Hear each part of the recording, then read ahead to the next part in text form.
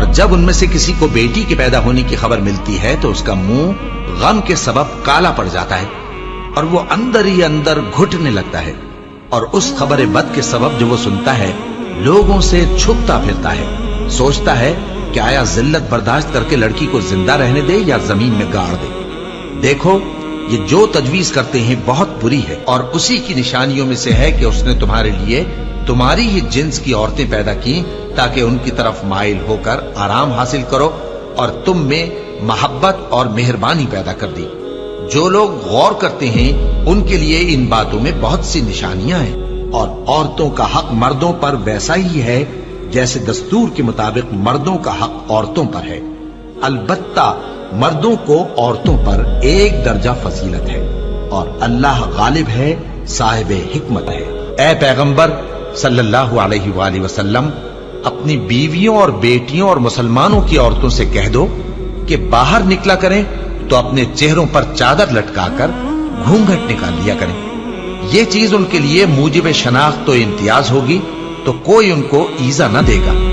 اور اللہ بخشنے والا ہے، مہربان ہے۔ اور کسی مومن مرد اور مومن عورت کو حق نہیں ہے کہ جب اللہ اور اس کا رسول کوئی بات طے کر دیں تو وہ اس کام میں اپنا بھی کچھ اختیار سمجھے، اور جو کوئی اللہ اور اس کے رسول کی نافرمانی کرے وہ بالکل گمراہ ہو گیا۔ مسلمانوں، تمہاری عورتوں میں جو بدکاری کا ارتکاب کر بیٹھیں ان پر اپنے لوگوں میں سے 4 شخصوں کی شہادت لو، اگر وہ ان کی بدکاری کی گواہی دیں تو ان عورتوں کو گھروں میں بند رکھو یہاں تک کہ موت ان کا کام تمام کر دے، یا اللہ ان کے لیے کوئی اور سبیل پیدا کرے۔ اور جو 2 مرد تم میں سے بدکاری کریں تو ان کو ایذا دو، پھر اگر وہ توبہ کر لیں اور نیکوکار ہو جائیں تو ان کا پیچھا چھوڑ دو، بے شک اللہ توبہ قبول کرنے والا ہے، مہربان ہے۔ اور جس چیز میں اللہ نے تم میں سے بعض کو بعض پر فضیلت دی ہے اس کی تمنا مت کرو، مردوں کو ان کاموں کا ثواب ہے جو انہوں نے کیے، اور عورتوں کو ان کاموں کا ثواب ہے جو انہوں نے کیے، اور اللہ سے اس کا فضل و کرم مانگتے رہو، کچھ شک نہیں کہ اللہ ہر چیز سے واقف ہے۔ مرد عورتوں پر حاکم ہے اس لیے کہ اللہ نے بعض کو بعض سے افضل بنایا ہے، اور اس لیے بھی کہ مرد اپنا مال خرچ کرتے ہیں، تو جو نیک بیویاں ہیں وہ فرمانبردار ہوتی ہیں، اور ان کے پیٹھ پیچھے اللہ کی حفاظت میں مال و آبرو کی خبرداری کرتی ہیں، اور جن عورتوں کی نسبت تمہیں معلوم ہو کہ سرکشی اور بدخوئی کرنے لگی ہیں تو پہلے ان کو زبانی سمجھاؤ،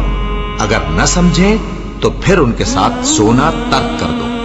اگر اس پر بھی باز نہ آئیں تو زد و کوب کرو، پھر اگر تمہارا کہنا مان لیں تو پھر ان کو ایذا دینے کا کوئی بہانہ مت ڈھونڈو، بے شک اللہ بہت اونچا ہے، بڑا ہے۔ مومنوں، تم کو جائز نہیں کہ زبردستی عورتوں کے وارث بن جاؤ، اور دیکھنا اس نیت سے کہ جو کچھ تم نے ان کو دیا ہے اس میں سے کچھ لے لو، انہیں گھروں میں مت روک رکھنا، ہاں اگر وہ کھلے طور پر بدکاری کی مرتکب ہوں تو اور بات ہے، اور ان کے ساتھ اچھی طرح سے رہو سہو، پھر اگر وہ تم کو ناپسند ہوں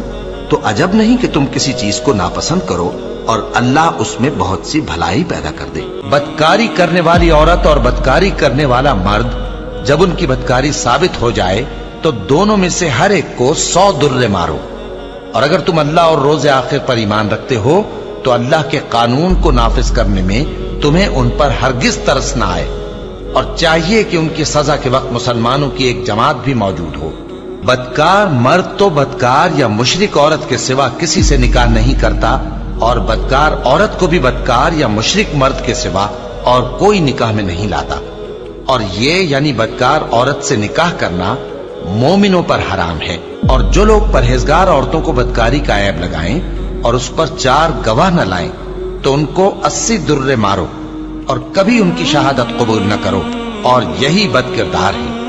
ہاں جو اس کے بعد توبہ کر لیں اور اپنی حالت سنوار لیں تو اللہ بھی بخشنے والا ہے، مہربان ہے۔